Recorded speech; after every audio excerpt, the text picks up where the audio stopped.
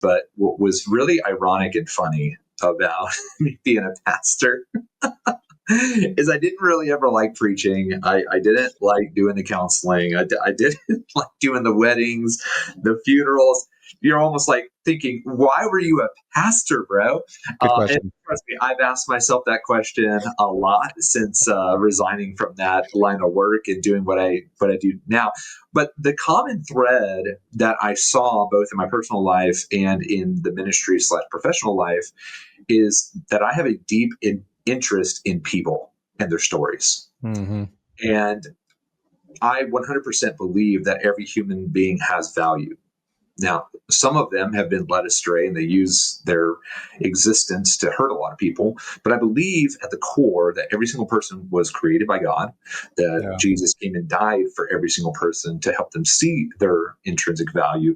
And the Holy Spirit was given to us so that we can actually operate in that value. But unfortunately, our world kind of steers away from that. And so what I found myself consistently doing as a pastor was sitting down and having conversations with people about how they can utilize their pain and their struggle and turn it into purpose for their life. And it was some of the most, transformative conversations because, people are crying, they're laughing, they are reflecting. And for the first time, many of the folks that I had the opportunity to have these conversations with, it was the first time that they believed, even though they had really hard, difficult things happen in their life, that there was a purpose to it all and that it could be used for some type of good. And so when we stepped away from ministry and began kicking around the idea of starting our own company and trying to figure out what we wanted to look like and what we wanted it to accomplish, where I started was evaluating myself. And so I remember there's this path back behind our house here in Argyle, and my wife and I walked on it for probably like 3 or 4 hours. And I just peppered her with questions about me. Because sometimes when you try to evaluate yourself, you have a bias.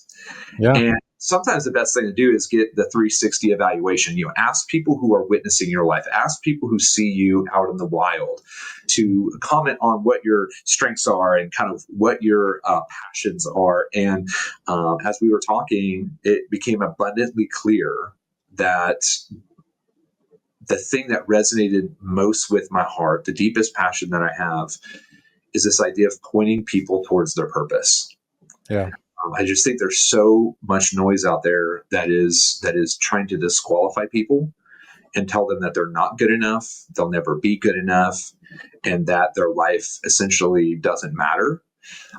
Whereas I think the thing that God has intrinsically put in me as a passion, as a desire, as an interest, as a life mission is I want to do everything I can to point people back to their value and the purpose of their lives. And if I get to spend the rest of my life doing that, then not only am I going to feel like I've made the largest possible contribution I can to mankind, but I'm also going to live a very fulfilled human existence as well. Man, the purpose there, the hope that you're instilling in people is incredible. That's part of the never too lost.